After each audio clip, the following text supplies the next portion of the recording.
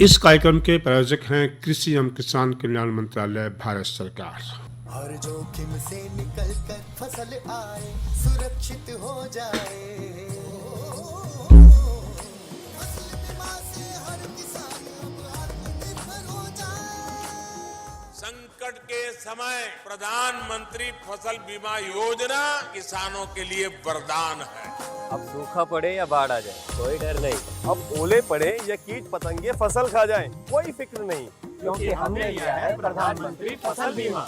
बुआई से फसल कटाई तक हर जोखिम का दावा, न्यूनतम प्रीमियम पर अधिकतम भुगतान का वादा। योजना से हर साल जुड़ रहे हैं 5 करोड़ से ज्यादा किसान। अब आपकी है बारी। नजदीकी कृषि कार्यालय, सहकारी समिति, बैंक शाखा, अधिकृत बीमा कंपनी या जन सेवा केंद्र में स्वेच्छा से करा सकते हैं पंजीकरण। फसल बीमा पोर्टल या फसल बीमा ऐप द्वारा भी कराया जा सकता है पंजीकरण। प्रधानमंत्री फसल बीमा योजना, आपकी फसलों का संपूर्ण सुरक्षा कवच। कृषि एवं किसान कल्याण मंत्रालय, भारत सरकार। किसान वाणी कार्यक्रम के सभी सुनने गिरदारे की राम राम। साथियों, आज के दिन हम चर्चा करेंगे कि जो इस महीने भर में हमने जो भी कृषि कार्य करने हैं, क्योंकि पूरे महीने का कार्यक्रम बनाकर हम चल लेंगे तो मैंने कोई समस्या नहीं आएगी। मैंने पता होगा कि पूरे दिसंबर महीने में मैंने कौन कौन से काम करने हैं, किस काम पे मैंने खास ध्यान देना है, क्योंकि जब योजना के हिसाब से कोई काम करेंगे तो उस काम में सफलता जरूर मिलेगी। हाँ, बिना योजना के हम कोई भी काम कर लें, चाहे खेत का हो, चाहे घर का हो, कतौली का भी हो, तो उस काम में फिर नुकसान होने की संभावना बनी रहे। तो इस वास्ते कोई भी काम हो वो मैंने जरूर ही इस बात का ध्यान रखना चाहिए कि क्या योजना हो पूरे महीने की।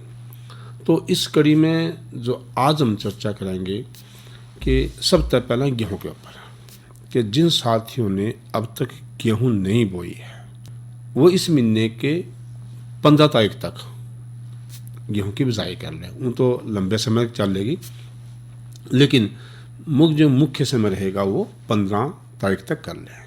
और इस समय की बिजाई खातिर हमने WH 1124, राजसंती 65, WH 1021 या DBW 90, HD 3059, ये जो किस्म हैं इनका हम प्रयोग कर सकें। तौर तक बात रहेगी इनके बिजाई की, तो बिजाई में आपने ध्यान रखना है बीज की मात्रा लगभग 60 किलो प्रति किले के हिसाब से डाल लेंगे। और जो सूखे के हालात में जो लगभग 12 घंटे आप बीज ने बो दें, जो तौर तक हो सको खुंडों का फासला घटाकर 18 सेंटीमीटर 7 इंच कर दें। और बिजाई तक पहला जो बीज उपचार जरूर कर लें। धान की कटाई के बाद गेहूं की जो बुआई 0 till seed cum fertiliser drill machine तय कर दें या जो हैप्पी सीडर से कर दें। एक तो ये करना आपने। दूसरा, आपने जो रबी की फसल में खासकर जो हम गेहूं की बात करें उसमें खरपतवार की समस्या आमतौर पर आवा है, ज़्यादातर आती रहे। तो खरपतवार ने वो पहली और दूसरी सिंचाई पाछा 1 या 2 बार नुराई गुड़ाई करके खेता बाहर काट दें। और आपने चाहिए कि फसल की शुरू की बढ़वार में लगभग 30 दिन के भीतर 1 बार नुराई गुड़ाई जरूर कर दें। जे फिर भी आपने खरपतवारों की रोकथाम खातिर जो है शाकनाशकों का प्रयोग करना है, तो चौड़ी पत्ते वाले जो है खरपतवारों की रोकथाम खातिर हमने 2,4-D का प्रयोग हम कर सकें।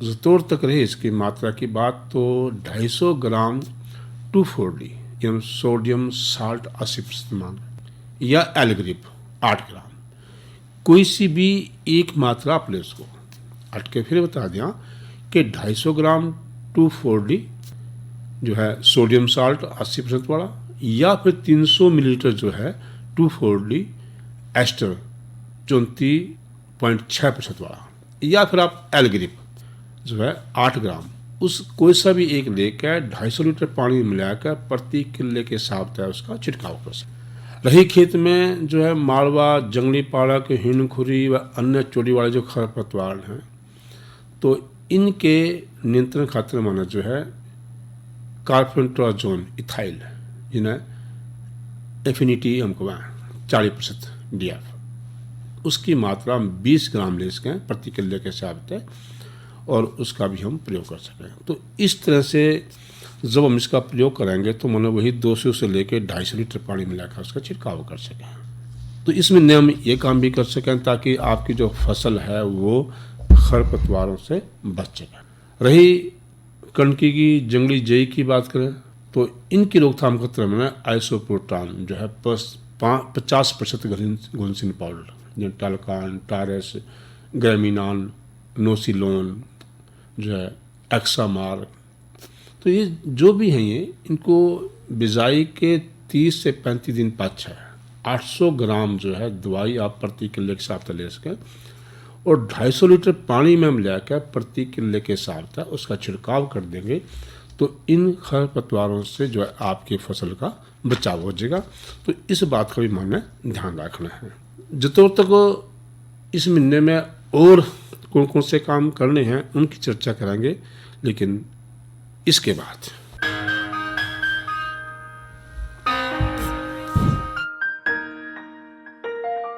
लक्ष्मी जल्दी आ। आई रसोई में थी। कोई खास बात है क्या? क्या हो गया? मुंह मीठा कर, मिठाई खा। किस खुशी में? क्या हो गया बताओ ना। अरे सुनेगी तो तू भी खुश हो उठेगी। तो बताओ ना जल्दी। अरे वो हमारी टमाटर की पूरी फसल बिक गई और वो भी अच्छे दामों पर, बयाना भी मिल गया। मुझे मूर्ख समझे हो क्या? अभी तो फसल बोई भी नहीं और बिक भी गई। बना रहे हो मुझे? ना ना, अरे बनाने वाली कोई बात नहीं है, सच्ची। अरे वो टमाटर से सॉस केचप बनाने वाली कंपनी है ना, उन्होंने करार कर लिया है। अभी समझौते पर दस्तखत करके आ रहा हूँ। इसका मतलब क्या हुआ? तू बैठ यहीं, सब समझाता हूँ। भारत सरकार किसानों के कल्याण और सन 2022 तक उनकी आमदनी दुगनी करने के लिए कृत संकल्प है। अनेक नई नीतियों और योजनाओं से किसान आत्मनिर्भर हो रहे हैं, परंतु किसानों के सामने आज भी कुछ चुनौतियां मौजूद हैं, जैसे निरंतर सिकुड़ता जोत आकार, मौसम और प्राकृतिक आपदाओं से जुड़े जोखिम और बाजार में आकस्मिक उतार चढ़ाव। कोविड-19 वैश्विक महामारी ने इन चुनौतियों को और भी गहरा कर दिया है। भारत सरकार ने तुरंत प्रभाव से कृषक सशक्तिकरण और संरक्षण कीमत आश्वासन और कृषि सेवा पर करार अध्यादेश 2020 लागू किया, जो अब एक अधिनियम का रूप ले चुका है। अब किसान के पास अनेक विकल्प है। अगर वो अपने खेत में ही अपनी उपज का सौदा करना चाहे तो वो कर सकता है, या फिर सीधे वेयर हाउस से इनाम से जुड़े व्यापारियों और संस्थानों को जो भी उसको ज्यादा दाम देता है उसके साथ फसल का सौदा किसान कर सकता है।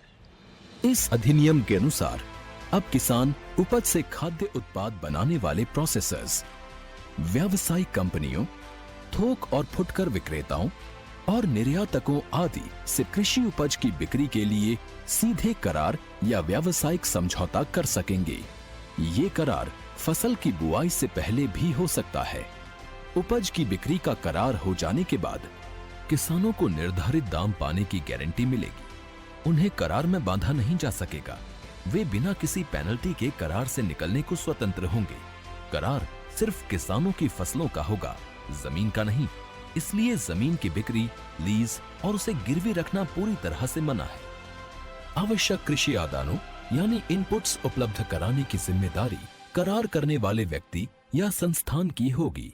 करार करने वाले व्यक्ति या संस्थान द्वारा उपयुक्त कृषि मशीनरी तथा उपकरण की व्यवस्था की जाएगी।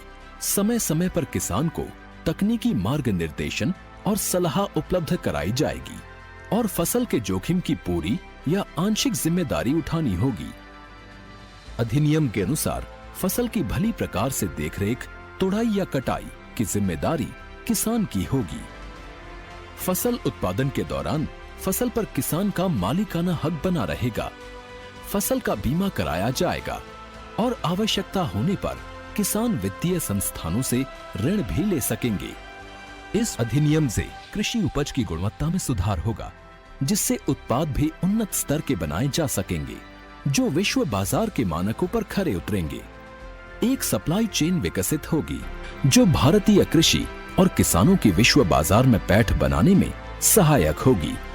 बड़े कॉरपोरेट के साथ मिलकर कई राज्यों के किसान सफलतापूर्वक गन्ने, कपास, चाय, कॉफी जैसे उत्पाद प्रोड्यूस कर रहे हैं। मौसम के जोखिम और बाजार के उतार चढ़ाव से सुरक्षा के कारण इस अधिनियम ने किसानों के लिए नई संभावनाओं और नई आशाओं के द्वार खोल दिए हैं। अधिनियम ने भारतीय किसानों की समृद्धि का मार्ग प्रशस्त किया है। अच्छा, ले अब तो मुंह मीठा कर। आत्मनिर्भर किसान, आत्मनिर्भर भारत। और अब आपने बता दें कि जो हमारा कल का कार्यक्रम होगा उसके जो मुख्य विषय रहेंगे, इसका एक तो विषय रहेगा कि गेहूं की पिछेती बिजाई की किस्में व अन्य सावधानियां। दूसरा जो विषय रहेगा वो रहेगा टमाटर, बैंगन व मिर्च फसल की देखभाल। जब कल की बात आई है तो कल के मौसम की बात भी कर लें। तो कल का जो तापमान है वो 11 से लेकर के 26 डिग्री जाने की उम्मीद है। अब चर्चा कर लें कि और हमने के काम करना है इस महीने में। तो जो साथी गन्ने की खेती कर रहे हैं हम उनके लिए कह दें कि जो मध्य समय में पकने वाली किस्म है उनकी कटाई करके आप गुड़ बना सकें। जो देर में पकने वाली जो किस्म है उनके बचाने खातिर फसल में समय समय पर पानी देते रहो। हाँ, जो लाल सड़न रोग है जो उससे प्रभावित खेत हैं उनसे गन्नों की कटाई कर ले और ऐसे खेतों में मोटी की फसल ना लें। अगर बात करें बरसीम और लहसुन की, तो बरसीम की फसल को हरे चारे खातर कटाई करने के पाछे पानी ला दें और लहसुन की फसल में पहला पानी दे दें। जाडा में 20 से 25 दिन के फर्क पे फसल में पानी देते रहें। ज़्यादा जब जाडा पड़ जाएगा तो 13 किलोग्राम यूरिया आपने डालना पड़ेगा उसके उठावा वास्ते। फिर बात आएगी मसर की। तो मसर की जो उन्नत किस्में हैं वो हरियाणा मसर एक, सपना, गरिमा। मसर की पिछेती बिजाई हम इस महीने के 7 से लेकर 10 तारीख तक कर सका। इस खातिर मैंने 18 से लेकर 20 किलोग्राम बीज प्रति किले के हिसाब से डालना पड़ेगा। मसर की जो पिछेती बिजाई है उसमें हम 15 kilogram urea, 100 kilogram super phosphate प्रति किले के हिसाब से डील कर देंगे ताकि हमारी फसल बढ़िया हो। जे सुपर फास्फेट अपन ना हो तो यूरिया और सुपर फास्फेट की जगह अकेला 35 किलोग्राम DAP ही बीज की तरह हम डील कर सकें। जो मसर है उसके बीज का हम राइजोबियम के टिक्का लगाना ना भूलें। रेतली ज़मीन में 10 किलोग्राम जिंक सल्फेट प्रति किले के हिसाब से बिजाई के समय ज़रूर दे दें ताकि आपकी जो फसल है बढ़िया हो। चर्चा आगे भी करेंगे लेकिन पहले आप लोग सुना दें एक रागनी। एर केसरिया रंग में रंग तेरे रंगे रजवे चुनरी मेरी केसरिया रंग में रंग तेरे रंगे रजवे चुनरी मेरी केसरिया रंग में रंग तेरे रंगे रजवे चुनरी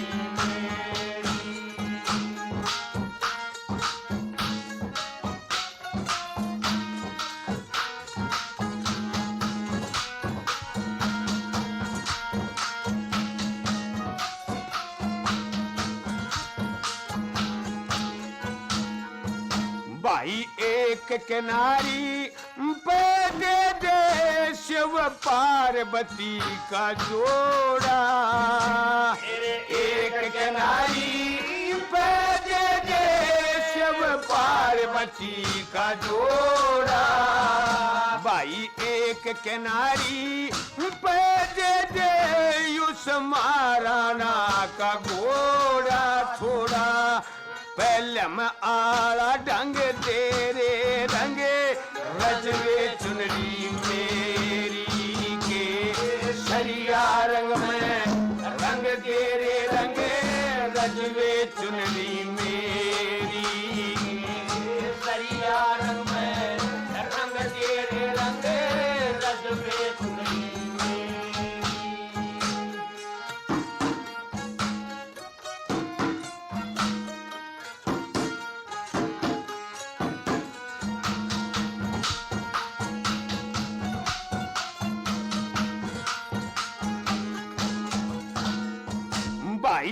एक किनारी पे दे तो भगत बदुर से दास, एक किनारी पे दे तो भगत बदुर से दास। भाई एक किनारी पे दे रे नेताजी सुभाष, उसे भगत संग का तू जंग तेरे रंग रजवे चुनरी मेरी के सरिया रंग में रंग तेरे रंग रजवे चुनरी मेरी के सरिया रंग में रंग तेरे रंग रजवे चुनरी मेरी।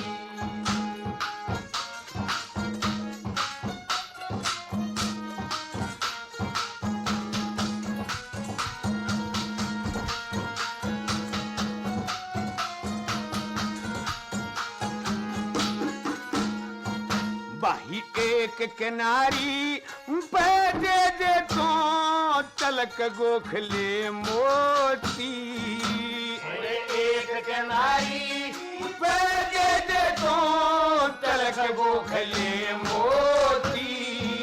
भाई एक किनारी पे दे चसती भारती ज्योति बीच में बहती धारा गंग तेरे रंग रजवे चुनरी मेरी के सरिया रंग में रंग तेरे रंग रजवे चुनरी मेरी के सरिया रंग में रंग तेरे रंग रजवे चुनरी मेरी।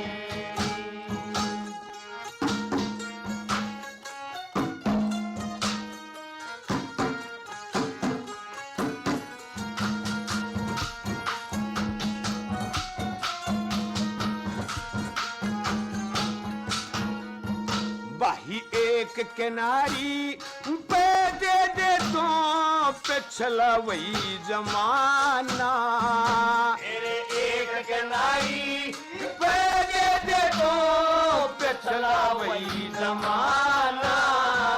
भाई एक किनारी पे दे दादा लक्ष्मी का गाना, उस तुले राम नबी संग तेरे रंगे रजवे चुनरी मेरी के सरिया रंग में रंग तेरे रंगे रजवे चुनरी मेरी के सरिया रंग में रंग तेरे रंगे रजवे चुनरी में। केसरिया रंग बेरंग दी चुनरिया। आपने पता है कि आज जो है जो बीएसएफ का स्थापना दिवस है, तो हमारी तरफ से जितने भी बीएसएफ के जवान हैं उन सबको जो है शुभकामनाएं बधाई, क्योंकि उनके कारण ही हम जो यहाँ पे सुरक्षित हैं। अब चर्चा हम आगे जो कर रहे थे कि इस महीने के कृषि कार्यों में तो थोड़ी सी चने की बात कर लें तो चने की आवश्यकता अनुसार फूल आने से पहला एक पानी दे देना चाहिए। चने की पत्तियां पर यदि भूरे रंग के धब्बे दिखाई दे तो आपने ये समझना चाहिए कि खेत में जिंक की कमी है, और इस भूमि में अगली बिजाई तक पहला 10 किलोग्राम जिंक सल्फेट जरूर गेर दें। हरियाणा चारा नंबर 1 जो है पानी वाले हल्किया में दिसंबर के मध्य तक बोया जा सका, यानी लगभग 15 दिसंबर तक हम बो सकें। कभी कभी हम देखा कि फलछेदक सुंडी इन दिनों में फल व पत्तियां पर आक्रमण करते हैं, तो इसका नियंत्रण करना बहुत जरूरी है। तो इसके रोकथाम खातिर, इसके नियंत्रण खातिर 200 मिलीलीटर मोनोक्रोटोफास 36 SL या फिर 400 मिलीलीटर जो है क्विनोलोफास 25 सीसी कोई सी एक दवाई ले लें, दोनों मत है, और 100 लीटर पानी में मिलाकर प्रति किले के हिसाब से जो है उसका छिड़काव कर दें, तो जो फलीछेदक सुंडी है वो खत्म हो जाएगी, कंट्रोल हो जाएगा, इसका नियंत्रण हो जाएगा।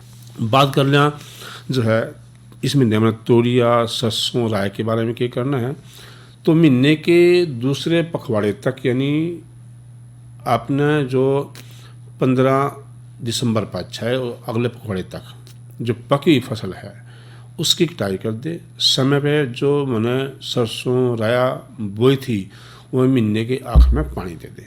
ये सरसों राय के तल पत्ते के किनारे का रंग गुलाबी सा पड़ जाए तो जिंक की कमी होगी।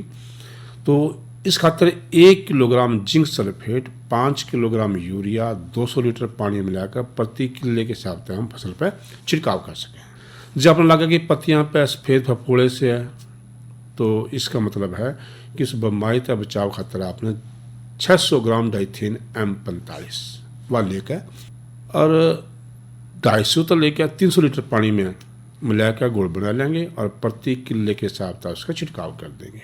बिजाई तक पहला 96 किलोग्राम किसान खाद और 50 किलोग्राम सिंगल सुपरफास्फेट तोड़िया और सरसों के में प्रति किले के हिसाब से मैंने देना है। जितोड़ तक बात राया की है तो राया खातर अमोनियम सल्फेट 160 किलोग्राम या फिर 128 किलोग्राम किसान खाद और 75 किलोग्राम सिंगल सुपरफास्फेट माना प्रति किले के हिसाब से देना पड़ेगा। इसमें सफ़ेद रतुआ या थोड़ी सी और बीमारी भी आ सकें तो आपने ये ध्यान रखना है कि मैनकोजेब 600 ग्राम दवाई में लेनी है और 250 तो लेकर 300 लीटर पानी में मिलाकर उसका गुड़ बनाकर प्रति किले के हिसाब से उसका छिड़काव करना है। ये छिड़काव सफ़ेद रतुआ बीमारी के लक्षण दिखते करना है आपने और दूसरा छिड़काव उसके 15 दिन के पीछे फिर कर देना है। दौड़ना पड़ेगा जिससे कि बीमारी के जो थोबते जो कण हैं जो बीमारी बची है वो ख़त्म हो जाए। हाँ, जिन क्षेत्र में हम देखें कि सरसों में जो उखेड़ा या तना गलन रोग है उसका प्रकोप हो गया है तो बिजाई के 45-50 दिन और 65-70 दिन इनके पाछा जो कार्बोनिज्म का छिड़काव हमने करना है और 200 ग्राम दवाई और 200 लीटर पानी मिला के प्रति किले के हिसाब से उसका छिड़काव मैंने इसमें करना पड़ेगा ताकि जो आपकी फसल है वो इस बीमारी से बच सके। फूल गोभी की अगर बात कर लें इस महीने में हम तो खेत में जो फसल है उसकी देखभाल करनी है। जैसे हम पहले भी कह चुके हैं कि फसल में 2 बार यूरिया खाद देकर पानी दे दो। पहली बार रोपाई के लगभग 3-4 हफ्ते पीछे, फिर पौधे में गांठ बनने के पीछे पानी देना है। 75 किस्म की पौध जो है तैयार करके उसमें रोपाई कर सको। जितों तक इसमें हानिकारक कीड़े की बात है तो इसमें चेपा, कुब्बड़, डायमंड, बैकमाथ ये कुछ से कीड़े हैं जो नुकसान पहुंचा सके। तो इनकी रोकथाम खातर 400 जो मिलीलीटर जो है मेलाथियान 50 EC उन्हें 250 लीटर पानी में मिला के घोल बना कर प्रति किले के हिसाब से छिड़काव कर देंगे। जो आपने लगे कि अटके फिर जरूरत पड़ेगी भी कमी रहेगी बीमारी के लक्षण हैं तो लगभग 10 दिन के फर्क पे इसका अगला छिड़काव हम फिर कर सकें। एक बात ध्यान रखना, जिस दवाई छिड़क दें तो उसके 1 हफ्ते तक आपने फसल नहीं लेनी है ना खानी है किस तरह भी, यूँ कि भी आप नहीं खानी बाहर भी नहीं बेचनी है क्योंकि उसका नुकसान हो सकता है। तो इस बात का आपने ध्यान रखना। जितों तक बंद गोभी और गांठ गोभी की बात है तो खेत में आवश्यकता अनुसार जो है पानी देते रहें। फसल को यूरिया खाद 2 बार दें, पहली बार 3-4 हफ्ते पीछे रोपाई के और फिर पौधे में गांठ बनने पीछे हर बार लगभग 35 किलोग्राम यूरिया प्रति किले के हिसाब से दे दें। जो 75 किस्म की पौध हैं कि तैयार है उस रोपाई कर दें। और जो कीड़ों की रोकथाम की बात हम पहला कर रहे थे आपसे जो फूल गोभी में वही रहेंगे कि 400 मिलीलीटर जो है मेलाथियान 50 EC लेकर 250 लीटर पानी में मिला के घोल बना के छिड़काव कर दें। जो जरूरत पड़ा आपने तो 10 दिन पीछे अड़का उसका छिड़काव कर। जिन साथियों ने आंवले की खेती कर रखी है तो 15 दिसंबर तक सारे के सारे फलों की तोड़ाई कर लें क्योंकि उस पीछे उसमें जो है बीमारी आने की जो है नक्रोरासिस बीमारी आने की उम्मीद है और बढ़ने की उम्मीद है। तो इसलिए उसको पहले तोड़ लें क्योंकि विटामिन C से भरपूर मात्रा है उसमें और सबके लिए अच्छी है, कीमत भी ठीक मिलेगी। तो इसका ख्याल आपने जरूर रखना है। बात करना आलूचे की, जहाँ तक आड़ू का है तो उसमें सरबती जो है प्रभात, सररेड या आलूचे में काला मरसरी, सतलुज पर्पल के पौधे इस महीने के आखिर में हम ला सकें। आड़ू में हर साल टहनियों पर 1/3 काट दें और इस महीने के आखिर में कटाई छटाई शुरू कर दें। गोबर की गली सड़ी खाद जो है फास्फोरस, पोटास इस महीने के आखिर तक दे दें और अच्छी तरह जो है निराई गुड़ाई भी कर दें। तो डांगरा की बात है तो भाई जड्डा बड़ ना गया तो अपने डांगरा ना हम जड्डे से बचावेंगे, सही समय में पानी पिलावेंगे, जब बाहर काट दें तो अच्छी तरह हाथ फेर के काट देंगे, जो रोशनदानी में अभाव है उन्हें बंद करेंगे, अगर तप्पड़ तान देंगे तो इन्हीं अभावित ना जावे, तो इन सब बातों का ख्याल रखेंगे। ठंडा पानी डांगरा ना पिलावेंगे, तो इन सब बातों का ख्याल रखेंगे। तो इसके गला इस कार्यक्रम के प्रायोजक थे कृषि एवं किसान कल्याण मंत्रालय, भारत सरकार। अरे अरे अरे क्या कर रहा है? इधर इधर इधर हम बोल रहे हैं तेरे बीजू का। पुतला बोल रहा है? पक्षियों से तो हम खेत को बचा लेते हैं, पर इन घातक रसायनों से कैसे बचाएं? मतलब? देख बेटा, तू जो ये अंधाधुंध रसायन मिलाता है ना, मिट्टी की सेहत बिगड़ने लगी है, और जब माटी ही कमजोर पड़ जाएगी तो उपज कैसे सेहतमंद होगी? अरे पहले ऐसा नहीं था, पूछना अपने बड़े बुजुर्गों से, कैसे फसल लहलहाती थी, शुद्धता झलकती थी। हाँ, माटी भी तंदुरुस्त और लोग भी। अरे पहली वाली बात कहाँ? पर अब तो सभी डाले हैं। सब नहीं, आज भी लाखों जागरूक किसान परंपरागत विधि से फसल उगा रहे हैं, खर्चा कम और उपज की कीमत भी बेहतर पा रहे हैं। सच है? रे बेटे, एक्सपीरियंस से बता रहे हैं, धूप में बाल सफेद नहीं किए हैं। हाँ। ठीक है भाई, मैं भी आज से जैविक खेती शुरू करूंगा। माटी से प्रेम की परंपरा है, परंपरागत खेती। इसके गले आज का किसान वाणी कार्यक्रम समाप्त हुआ। कार्यक्रम के सभी सुनवाने गिरदारी की राम राम।